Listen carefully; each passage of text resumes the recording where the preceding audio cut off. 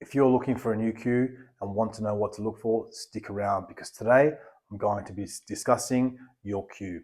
My name's Dan. I'm from Pool Shark Coaching from Perth, Western Australia. And let's get straight into it. So in front of me, I have two cues, both John Paris cues. My current playing cue is my limited edition 9 cue, and I also have an exclusive cue, which actually needs refurbishment, which we'll be getting sorted out soon. Now, your cue. So it doesn't matter if it's expensive or cheap. What matters the most is, do you love your cue? Does it feel good in your hands? Do you like playing with your cue? Does it make you feel good on the table? Those are the most important things. There are some pro players that still use cheap rack cues because they picked it up when they were younger and they just play well with it. But if you're in the market for a new cue, here's a few things I recommend that you look out for. So the first thing is, do you like the design of your cue? In particular, the butt. So the butt of the cue is normally where a lot of the artistic flair comes out, so you can have different designs. So make sure you do like the butt of your cue. This particular butt, black ebony, and then it's got nice feathering with wood there and a nice red splicing. I really love the design of that.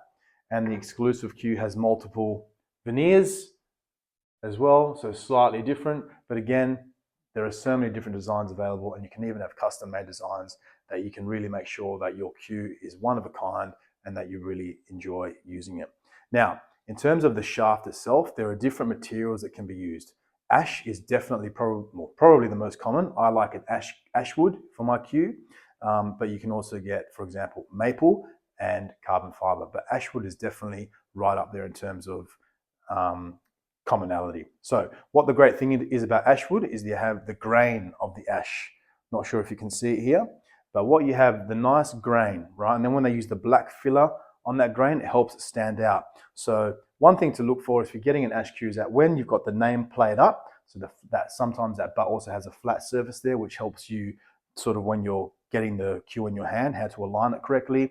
When that's face up, you should have the arrows known as the chevrons on the cue pointing down the cue, so that when you're on your shot, you have these arrows in the grain known as chevrons that really help you with alignment and sort of keep you on that straight and narrow.